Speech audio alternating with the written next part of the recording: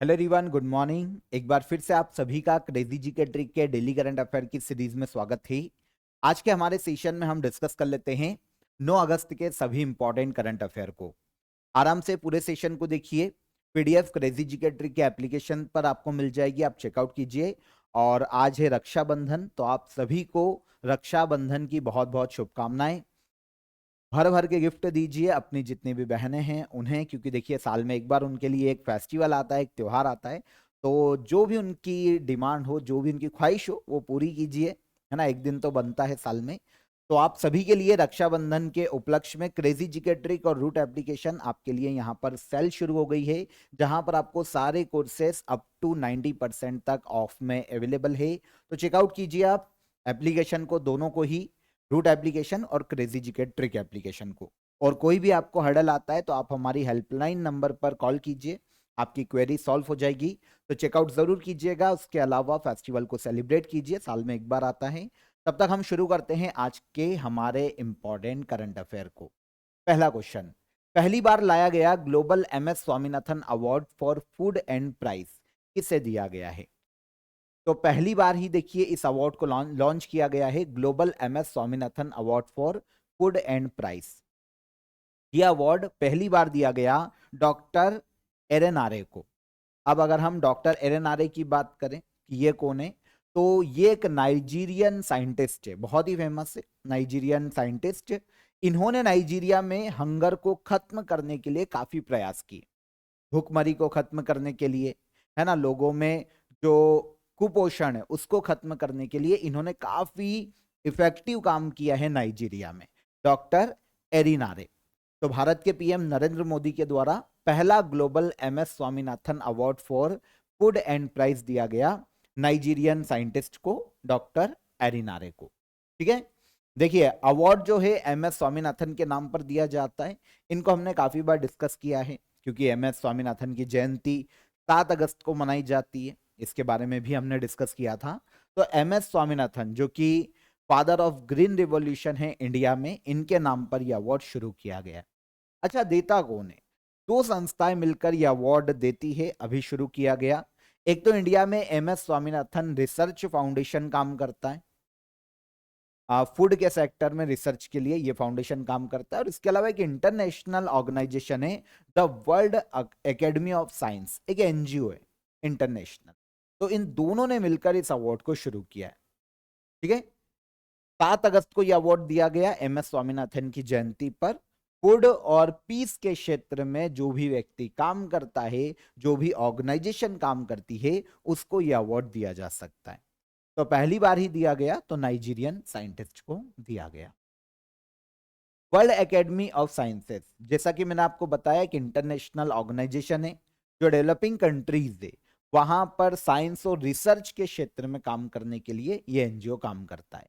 1983 में स्थापना की गई थी और इटली का एक शहर है ट्रिस्टी, जहां पर इसका हेडक्वार्टर देखने को मिलता है। तो ठीक है, 1983 में स्थापना, इसके साथ मिलकर, इस एनजीओ के साथ मिलकर यह अवार्ड देता है MS Swaminathan research foundation. Okay, next question पर आएंगे। 2025 वर्ल्ड गेम्स का आयोजन किस देश में किया जा रहा है? 2025 के वर्ल्ड गेम्स, जैसे ओलंपिक का आयोजन किया जाता है वैसे ही एथलीटों के लिए काफी सारे अलग अलग इवेंट आयोजित किए जाते हैं, अलग अलग गेम्स के। ये हैं वर्ल्ड गेम्स, 4 साल में एक बार इनका आयोजन किया जाता है। 2025 में इनका आयोजन किया जा रहा है चाइना में। कहाँ किया जा रहा है? चाइना में। 4 साल में एक बार आयोजित किए जाते हैं। ऐसे गेम्स भी शामिल किए जाते हैं जो कि नॉर्मली ओलंपिक में हमको देखने को नहीं मिलते।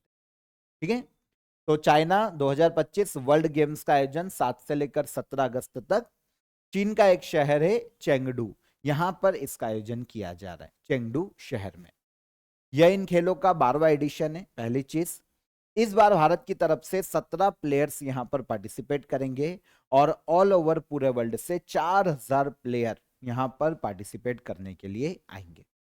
ओके, तो इंटरनेशनल गेम्स हैं, 4 साल में एक बार आयोजित किए जाते हैं। आयोजन कौन करवाता है? आयोजन करवाता है इंटरनेशनल वर्ल्ड गेम्स एसोसिएशन, और सबसे पहली बार शुरुआत की गई थी 1981 में। जो आखिरी एडिशन आयोजित किया गया था वो 2022 में। तो आप बोलोगे सर 4 साल में आयोजित होता है तो 2022 में क्यों? कोविड के कारण एक्सटेंड किया गया था।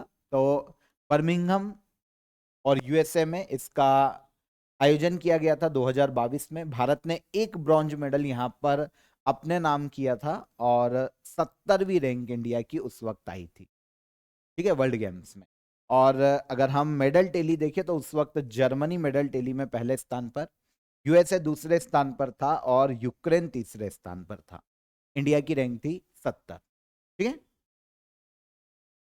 तो एक ब्रॉन्ज मेडल इंडिया ने वहां पर उस वक्त अपने नाम किया।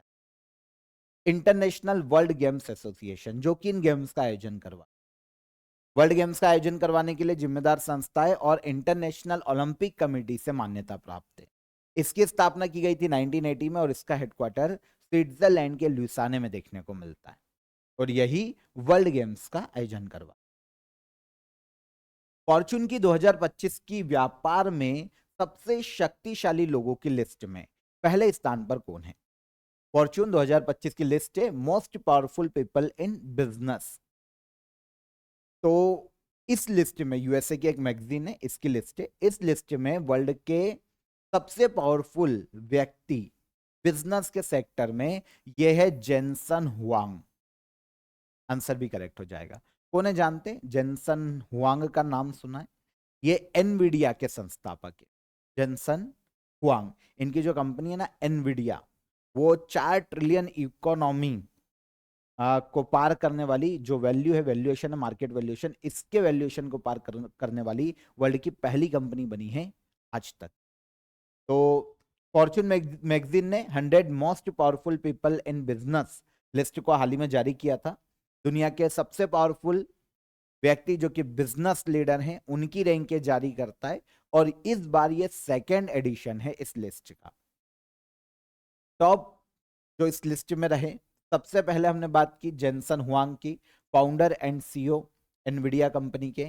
सत्या नडेला दूसरे स्थान पर है, सीईओ और चेयरमैन माइक्रोसॉफ्ट के, वर्तमान में भारतीय मूल के। तीसरे नंबर पर रहे मार्क जकरबर्ग। मेटा के सीईओ एलन मस्क रहे चौथे स्थान पर। अच्छा सर इंडिया से कौन? तो इंडिया से सबसे टॉप पर रहे हैं मुकेश अंबानी।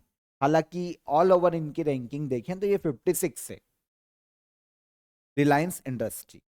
इसके बाद रेशमा केवल रामानी आती है जो कि 62 रैंक पर है, वर्टेक्स फार्मास्यूटिकल से संबंधित है। और 96 रैंक पर गौतम अडानी को रखा गया, अडानी ग्रुप के फाउंडर।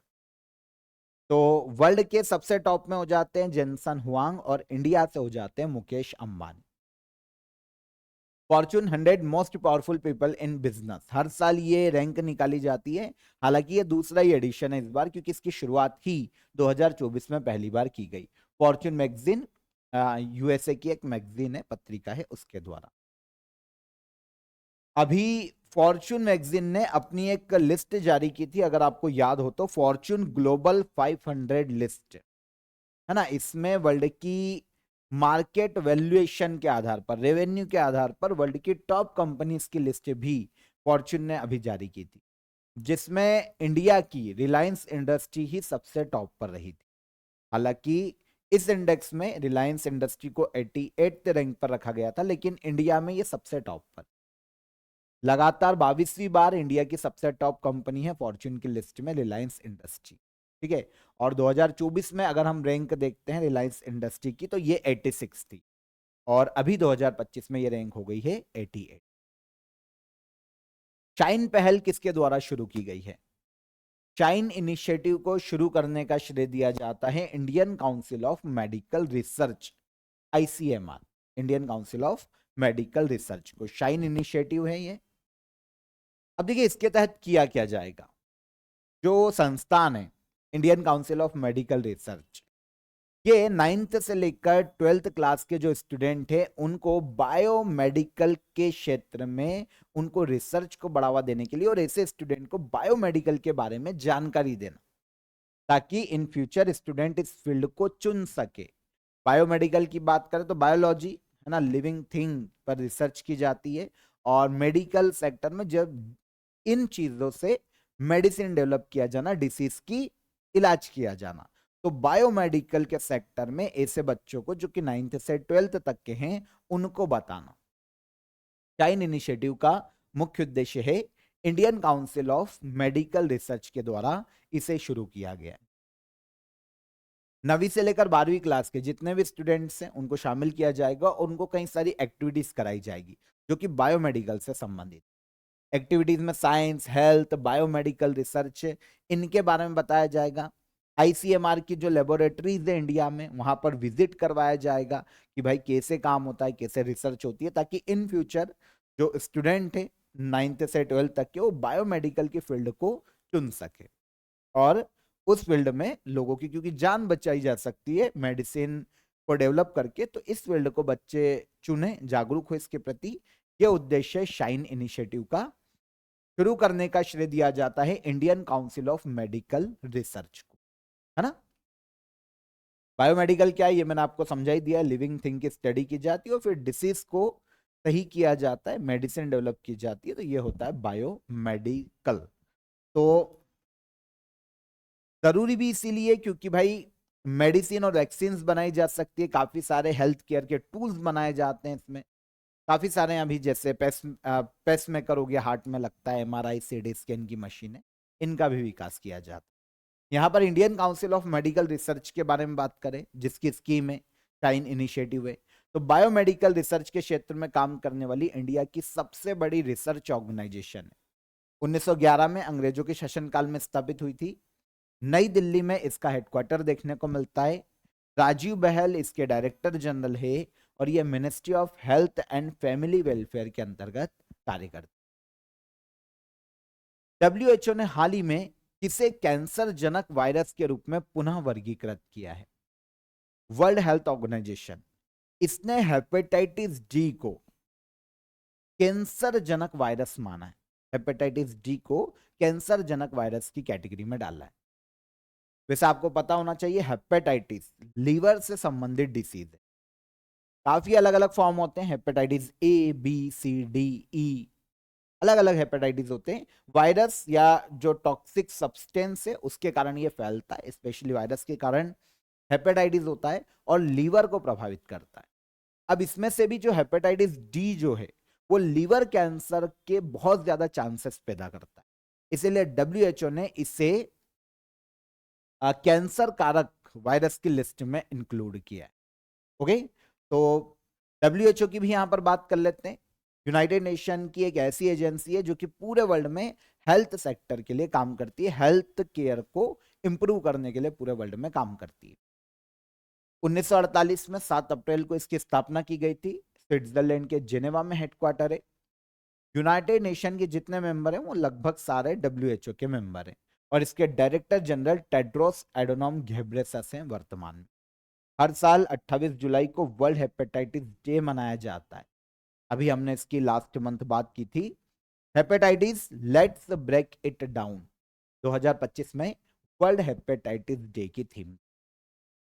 तो कौन सा हेपेटाइटिस वायरस है ना जिसको रखा गया है कैंसर जनित वायरस की श्रेणी में, तो यह है हेपेटाइटिस डी, याद रहेगा। आगे चलेंगे। विश्व के स्वदेशी लोगों का अंतर्राष्ट्रीय दिवस हर साल किस दिन मनाया जाता है? द वर्ल्ड इंडिजिनियस पीपल्स हर साल मनाया जाता है पूरे वर्ल्ड में आज के दिन, मतलब 9 अगस्त को। अच्छा, स्वदेशी लोग से क्या समझ में आ रहा है? स्वदेशी लोग की जब हम बात करते हैं ना, तो ऐसे लोग जो कि किसी भूमि में प्राचीन समय से रह रहे हैं और उनकी जो संस्कृति है, कल्चर है, भाषा है, वो नॉर्मल लोगों से डिफरेंट देखने को मिलती है क्योंकि वो काफी समय से रह रहे हैं और जो सभ्यता है ना वो बदलती रहती है। फॉर एग्जाम्पल, कभी जैसे इंडियंस अगर हम देखें तो काफी प्राचीन समय से रह रहे हैं, फिर अंग्रेजों का शासनकाल हुआ, काफी अदर मेंबर भी इंडिया में इंक्लूड हुए, लेकिन जो प्राचीन सभ्यता रहती है उसको जो फॉलो करने वाले लोग हैं वो स्वदेशी कहलाते हैं वहां। ठीक है, जिनकी एक संस्कृति नॉर्मली क्या होता है, अगर सभ्यताएं चेंज भी हो जाए तो भी पुरानी बनी रहती। तो ऐसे स्वदेशी लोगों के लिए अंतर्राष्ट्रीय दिवस मनाया जाता है 9 अगस्त को, International Day of the World's Indigenous People, अगस्त 9। पूरे वर्ल्ड में अफ्रीका के मूल निवासी जो है, वहां के जो स्वदेशी लोग हैं, इन सभी के प्रति सम्मान व्यक्त करना। ठीक है, दुनिया में जो इंडिजिनियस पीपल है, स्वदेशी लोग हैं, उनके अधिकारों के बारे में अवेयरनेस फैलाना इस डे को मनाए जाने का मुख्य उद्देश्य। सबसे पहली बार 1993 में यूनाइटेड नेशन ने international year of the world indigenous people घोषित किया था 1993 में, और उसके नेक्स्ट ईयर 1994 में इस डे को मनाने की घोषणा की गई। तब से यह हर साल 9 अगस्त को मनाया जा रहा है। 2025 में indigenous people and AI defending rights shaping futures इस डे की थीम है। कब मनाया जाता है? 9 अगस्त। देखिए, ये तो समझ में आ गया कि स्वदेशी लोग कौन। स्वदेशी लोगों की लैंग्वेजेस को बचाने के लिए 2019 में international year of indigenous language के रूप में भी घोषित किया जा चुका। तो ये भी इन्हीं से रिलेटेड एक फैक्ट है, याद रखिएगा। यहां पर अगस्त मंथ के अदर डे की बात करें तो एक हिरोशिमा डे 6 अगस्त, इसके बारे में हमने बात की थी। नेशनल हैंडलूम डे मनाया जाता है 7 अगस्त को। क्विट इंडिया मूवमेंट का वर्षगांठ मनाई जाती है भारत छोड़ो आंदोलन की 8 अगस्त को। नागासाकी डे मनाया जाता है 9 अगस्त को, और वर्ल्ड संस्कृत डे भी मनाया जाता है 9 अगस्त। ठीक है। M S Swaminathan the man who fed India किताब किसके द्वारा लिखी गई है? तो देखिए, एम एस स्वामीनाथन पर एक बुक भी लॉन्च की गई है हाल ही में, जिसे लिखने का श्रेय दिया जाता है प्रियमबादा जया कुमार को। प्रियमबादा जय कुमार, इन्होंने इस बुक को लिखा है। एक फेमस राइटर है एम एस स्वामीनाथन, जो कि भारत में फादर ऑफ ग्रीन रिवॉल्यूशन है। इनके जीवन पर इस बुक को लिखा गया है और हाल ही में इसे लॉन्च किया गया, M S Swaminathan the man who fed India. ठीक है। तो लिखने का श्रेय किसे दिया जाता है? प्रियमबदा जय कुमार को। इन्होंने इस बुक को लिखा है एम एस स्वामीनाथन के जीवन के बारे में, उनके संघर्षों के बारे में, और उन्होंने फूड सिक्योरिटी के लिए जो काम किया, ग्रीन रिवॉल्यूशन को जो वो लेकर आए, उनके सेक्टर में उनके क्या क्या काम रहे, देश हित में क्या क्या काम रहे, इन सभी को इस बुक में मेंशन किया गया है, जिसको हाल ही में लॉन्च किया। और एम एस स्वामीनाथन के बारे में मैंने आपको लगातार बताया है, कौन कौन सा अवार्ड मिले। तमिलनाडु से ये बिलोंग करते हैं, ये भी मैंने आपको बताया। Father of green revolution, father of economic ecology, ये सब एम एस स्वामीनाथन को कहा जाता है। तो इन पर बुक लॉन्च की गई, M S Swaminathan the man who fed India. 2025 में शंघाई सहयोग संगठन शिखर सम्मेलन का आयोजन किस देश में किया जाएगा? शंघाई कॉपरेशन ऑर्गेनाइजेशन की समिट 2025 में आयोजित की जा रही है चाइना में। कहां पर? चीन में। भारत के पीएम नरेंद्र मोदी ने ये भी पार्टिसिपेट करने के लिए यहां पर जाने वाले हैं। उस समय जब यूएसए से हमारी काफी अभी प्रॉब्लम चल रही है टैरिफ को लेकर, ऐसे केस में अभी हमारे जो राष्ट्रीय सुरक्षा सलाहकार है अजित डोभाल, उन्होंने रशिया को विजिट किया था। अब रशिया के जो पीएम हैं, जो वहाँ के प्रेसिडेंट है, जो व्लादिमीर पुतिन है, वो अब इंडिया की यात्रा पर आने वाले हैं, और इंडिया एससीओ की समिट को ज्वाइन करने के लिए भारत के पीएम जाने वाले हैं चाइना। तो यहाँ पर जो ब्रिक्स है वो और पावरफुल होता हुआ दिखाई दे रहा है, और इंडिया चाइना यूएस जो रशिया रिलेशन से, वो भी यहाँ से स्ट्रांग होते हुए दिखाई दे रहा है। तो 2025 में अभी एससीओ समिट का आयोजन किया जाने वाला है। 31 अगस्त को शुरू होगा, 1 सितंबर तक 2 दिवसीय सम्मेलन चीन के तेंजिंग शहर में किया जाएगा। और इस बार यह 25वां एडिशन है इस समिट का। यह 5वीं बार है जब चाइना इस समिट को होस्ट करेगा।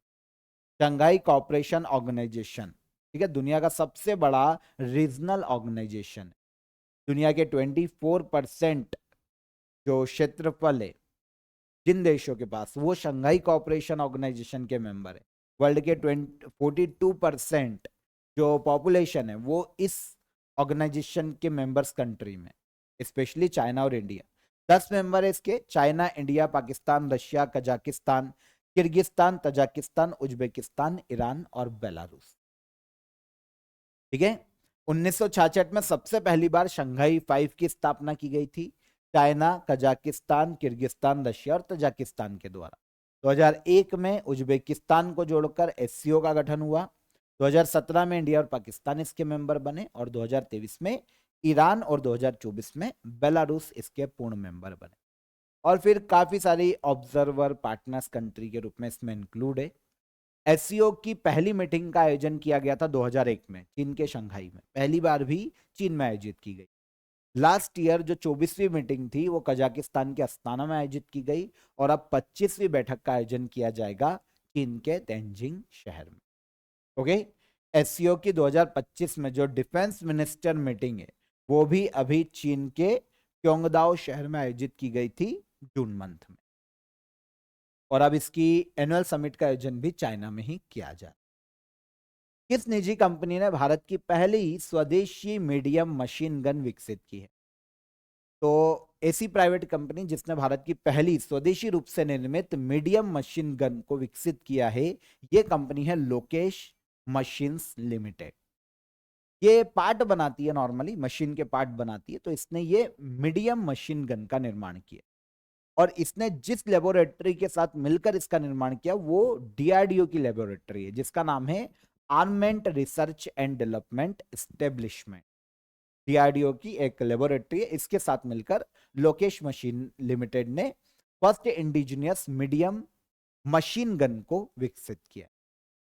ये जो मीडियम मशीन गन है, इसके लिए इंडियन आर्मी ने इस कंपनी के साथ, लोकेश मशीन के साथ 17 करोड़ रुपए का कॉन्ट्रैक्ट किया है, ताकि इसके कंपोनेंट इंडियन आर्मी को मिल सके निर्माण के बाद।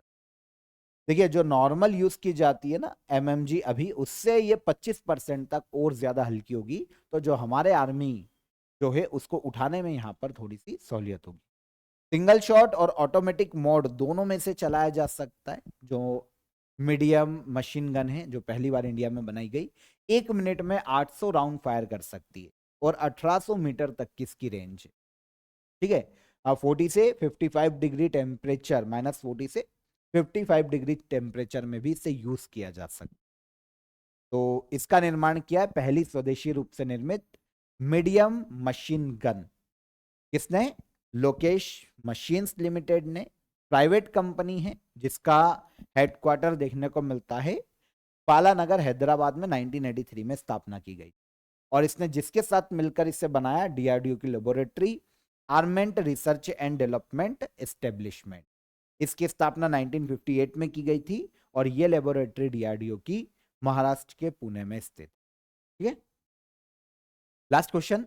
भारत का पहला आर्टिफिशियल इंटेलिजेंस संचालित शिक्षण ऐप टूटोज किस संस्थान ने लॉन्च किया है? तो देखिए, इंपॉर्टेंट क्यों है, भारत का पहला artificial intelligence powered learning app है ना, मतलब स्टूडेंट्स के लिए, जिसको नाम दिया गया है टूटोज, और इसके निर्माण का श्रेय दिया जाता है आईआईटी पलक्कड़ को। अगर हम आईआईटी पलक्कड़ की बात करें तो ये हमको केरला में देखने को मिलती है। भारत की 23 आईआईटीज में से एक है केरला की आईआईटी पलक्कड़। तो इसने एआई से संचालित एक लर्निंग ऐप बनाया है जिसको नाम दिया है टूटोज। ठीक है, अब जो टूटोज बना है एक्चुअल में उसमें क्या होगा, देखो इस ऐप में जेई नेट केट एग्जाम की प्रिपरेशन कर रहे स्टूडेंट के लिए हेल्पफुल रहेगा, उनके लिए इसे डिजाइन किया गया है। एप्लीकेशन के माध्यम से आईआईटी की फैकल्टीज ऐसे स्टूडेंट को पढ़ाएगी टूटोज एप्लीकेशन के माध्यम से। डाउट अगर यहाँ पर पूछना है स्टूडेंट को तो टेक्स्ट, वॉइस, इमेजेस इनका यूज करके डाउट पूछा जा सकता है, और इमीडिएट उसका डाउट भी तुरंत ही सॉल्व किया जा सकता है इस एप्लीकेशन के माध्यम से। डेली प्रैक्टिस सेशन यहाँ पर आयोजित किए जाएंगे। एआई टूल की मदद से यहाँ पर प्रैक्टिस सेशन को डिजाइन किया जाएगा। लर्निंग मॉडल्स एआई की मदद से स्टूडेंट को पूरा प्लान बनाकर दिया जाएगा कि उनको कैसे तैयारी करना चाहिए इन सभी एग्जाम्स की। तो ये टूटोज नाम का पहली बार इसे डेवलप किया गया है। ठीक है, एआई संचालित शिक्षण ऐप है, पहली बार इसे एआई संचालित कोई शिक्षण ऐप लाया गया टूटोज के नाम का आईआईटी पलक्कड़ के द्वारा। आईआईटी कहां पर है? आईआईटी पलक्कड़, तो ये देखने को मिलता है केरला में। ठीक है, तो ये हो गया 9 अगस्त के, यहां पर हमारे सभी करंट अफेयर हो जाते हैं। अब हम बात कर लेते हैं लास्ट डे के सेशन के रिवीजन की। यहां पर हम क्वेश्चन आंसर में एमसीक्यू फॉर्म में फटाफट डिस्कस कर लेते हैं। ग्लोबल एआईसीटी इंडेक्स 2025 में भारत का शीर्ष शहर कौन सा है? तो ये हो जाएगा बेंगलुरु। ठीक है, सेकेंड, राष्ट्रीय निर्वाचन आयोग के द्वारा उपराष्ट्रपति चुनाव के लिए कार्यक्रम अधिसूचित किया गया भारतीय संविधान का कौन सा आर्टिकल उपराष्ट्रपति के निर्वाचन से संबंधित है? तो ये हो जाएगा आर्टिकल 66। छठ। विश्व संस्कृत दिवस हर साल किस दिन मनाया जाता है? तो ये श्रावण पूर्णिमा पर मनाया जाता है। हाल ही में किसे ऑस्ट्रेलियाई पर्यटन अभियान का ब्रांड एम्बेसडर नियुक्त किया गया? तो ये नियुक्त किए गए कौन? Sara Tendulkar. Doctor M S Swaminathan शताब्दी अंतर्राष्ट्रीय सम्मेलन का इनॉग्रेशन कहाँ किया गया? नई दिल्ली में। मुख्यमंत्री संतुष्ट मोइना 2.0 योजना किस राज्य सरकार ने शुरू की है? तो इसे शुरू करने का श्रेय दिया जाता है असम सरकार को। केरल व तमिलनाडु की संयुक्त गणना में कितने नीलगिरी तहर दर्ज किए गए? तो ये 2668 दर्ज किए गए। किशोर कानून के तहत सांकेतिक भाषा विशेषज्ञों को न्यायिक पैनल में शामिल करने वाला पहला राज्य कौन सा बना है? तो ये पहला राज्य कौन बना? ये पहला राज्य बना है पंजाब राज्य। ऑपरेशन अकाहाल किस राज्य में चलाया जा रहा है? तो इसे चलाया जा रहा है भारत के जम्मू कश्मीर यूनियन टेरिटरी में। और संसद ने मणिपुर में प्रेसिडेंट रूल की अवधि को 6 माह के लिए बढ़ाया है। प्रेसिडेंट रूल किसी राज्य में अधिकतम कितने समय के लिए लगाया जा सकता है? तो ये प्रेसिडेंट रूल अधिकतम लगाया जा सकता है 3 साल के लिए। ठीक है, ये सारे करंट अफेयर कल के सेशन के हैं, रिवाइज हो गए। क्वेश्चन ऑफ द डे का आंसर ले लेते हैं। किस रोग को लॉकजा के नाम से जाना जाता है? तो ये हो जाएगा टिटनेस। हर्षवर्धन के शासनकाल में कौन सा चीनी यात्री भारत आया था? तो हेन सांग भारत आया था हर्षवर्धन के शासनकाल में। और प्रकाश वर्ष दूरी की इकाई। ये तीनों क्वेश्चन के आंसर लगभग सभी के सही आए हैं। निकिता श्रीवास्तव और यहां पर दिनेश रावत के कमेंट को हमने इंक्लूड किया है, बिल्कुल सही आंसर है। चलिए अब आज के क्वेश्चन ऑफ द डे। भारतीय संविधान का कौन सा अनुच्छेद बाल श्रम पर प्रतिबंध लगाता है? पहला क्वेश्चन। कोयना बांध किस भारतीय राज्य में स्थित है? और चाय के बागान के लिए कौन सी मिट्टी सबसे उपयुक्त होती है? तो तीनों क्वेश्चन इंपॉर्टेंट है, कमेंट में आंसर कीजिए। सेशन कैसा लगा ये भी बताइए। सेशन पसंद आया हो तो वीडियो को लाइक और शेयर करके जाइएगा। चैनल पर पहली बार आए हैं तो सब्सक्राइब कर लीजिए। कल फिर मुलाकात करेंगे नेक्स्ट डे के करंट अफेयर में। तब तक ख्याल रखिएगा अपना। जय हिंद, जय भारत।